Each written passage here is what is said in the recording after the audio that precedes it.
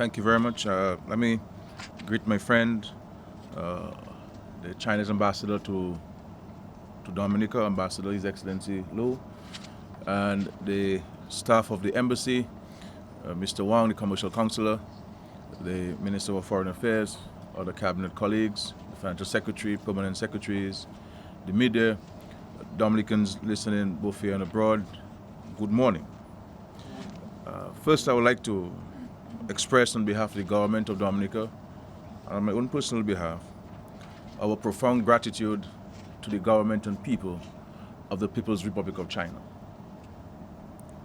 China has continued to demonstrate its strong solidarity with the people of Dominica.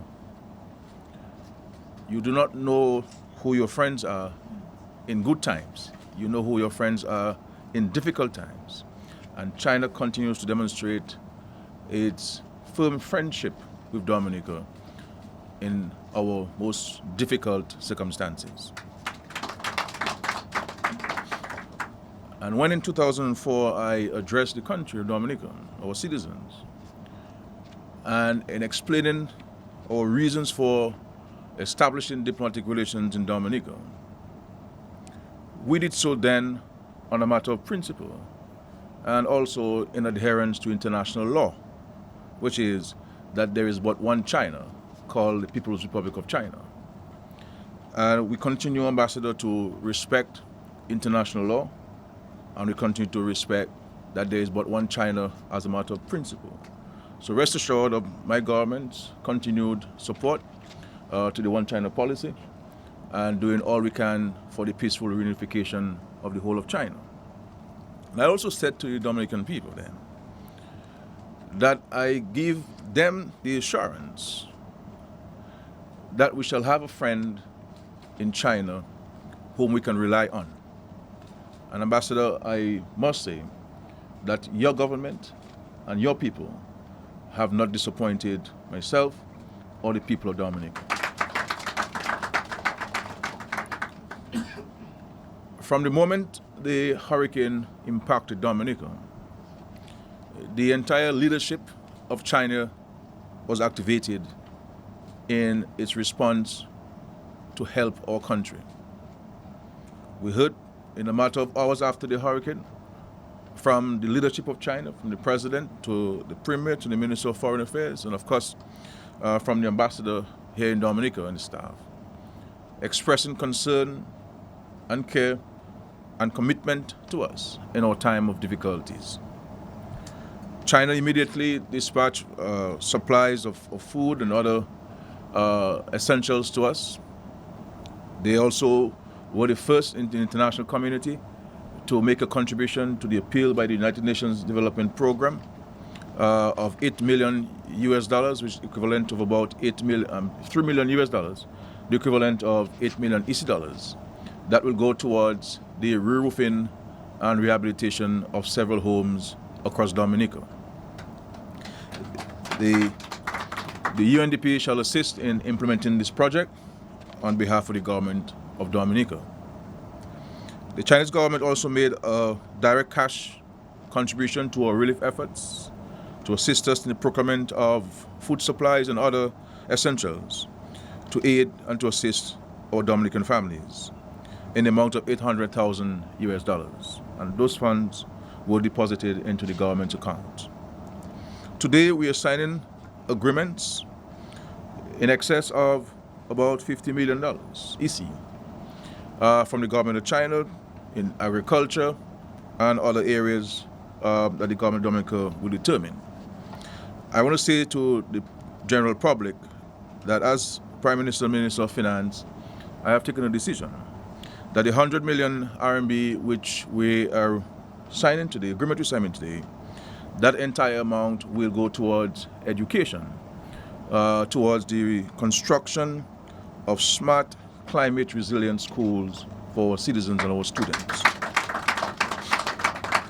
I am also publicly giving the Ministry of Education 8 days from today to submit to the Prime Minister the proposals for the schools to be considered so we can forward these proposals to our friends, the Chinese government and Chinese embassy, in a few days' time. We believe that that investment, Excellency, will no doubt fit within the vision that the government has articulated in respect to creating the first climate resilient nation in the world.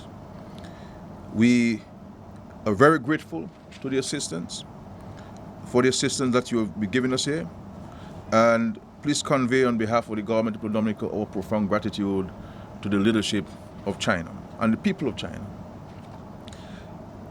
This is for us very touching, because we are in a difficult situation, but Dominicans can rest assured that this government has cultivated and nurtured very good relationships across the world, and today is a manifestation of the results of that nurturing and development of friendships. We'll also be submitting in respect to the $3 million or so US dollars for military support. Both sides will determine specifically how those funds will be utilized. There were discussions in cabinet on particular areas which we will share with the government of China. But I also want to thank the embassy, the government of China, and of course the agriculture mission for their extraordinary commitment to Dominica. The agricultural technical mission has been in Dominica since 2005, and they have made a tremendous impact on agriculture in Dominica, and for this we'll always be grateful. And we look forward to receiving the technical people who will come in to advise us on how do we respond to the effects of Hurricane Maria, how do we go about building more resilience in agriculture, the type of crops we should be planting in the areas we should be planting those type of crops, so that we can bounce back much quicker or be more resilient to the effects of the climatic conditions. I want to state to us in Dominica that the road to recovery will be long, because we should not adopt a quick fix solution to the challenge which we have. We will be faced in the future. As to when, it's a matter for the future to determine that, with such climatic conditions. And as you know, China has been one of the leaders in seeking to conclude an agreement on matters related to climate change. And had it not been for the leadership of the Chinese president, we would not have been able to conclude the Paris Agreement and sign the Paris Agreement. But China has been at the forefront of providing developing countries with assistance in moving towards renewable energy and allowing us to be more resilient to the impacts of climate change. So the relationship there is very profound, it is very sincere, and it is no doubt solid. So I'm saying to the Dominican people that the road to recovery will not be quick. If you want it to be quick, it can be quick. You can just knock a few galvanize over your house, knock back a few galvanize over the schools, and allow your students to go back. But that is not what we want to do. We want to ensure that the homes we build for you can withstand the Category 5 hurricane, that the schools we will build for our children to attend will not be impacted by this hurricane to the extent that they have been impacted now.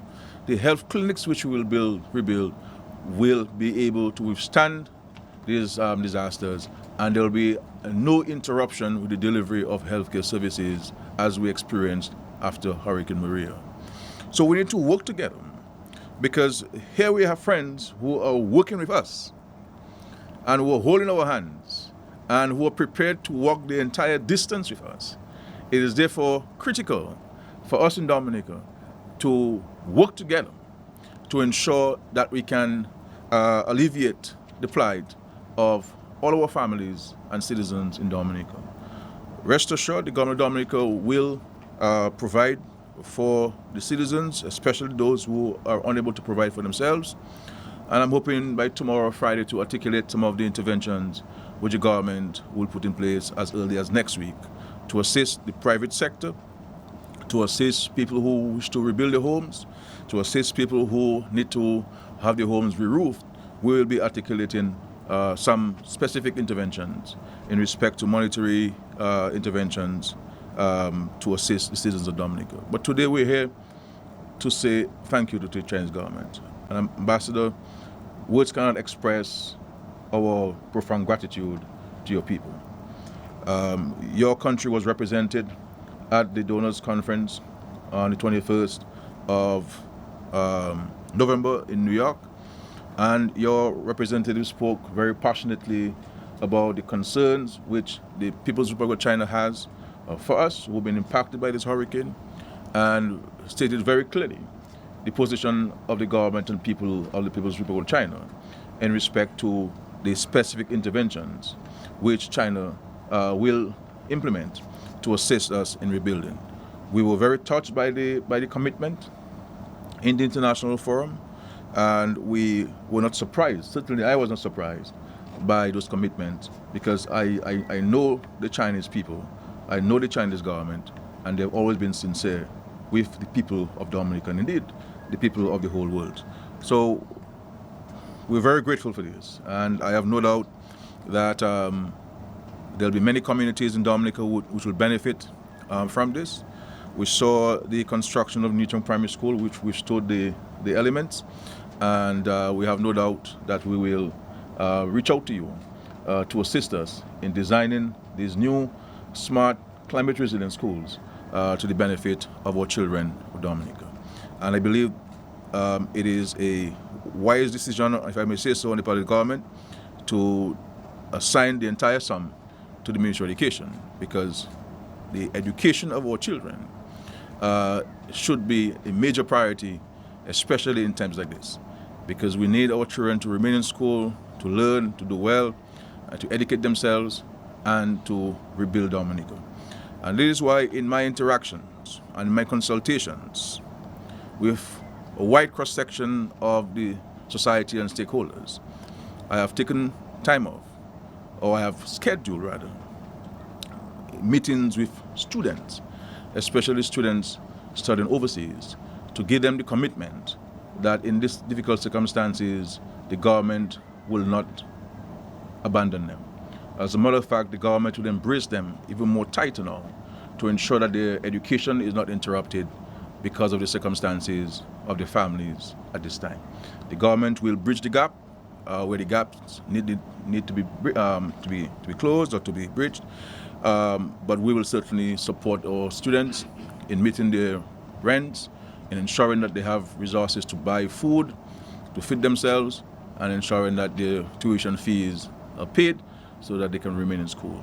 And that's a firm commitment that we give to our students, our children who are studying all over the world. This is a firm commitment, and also here in Dominica.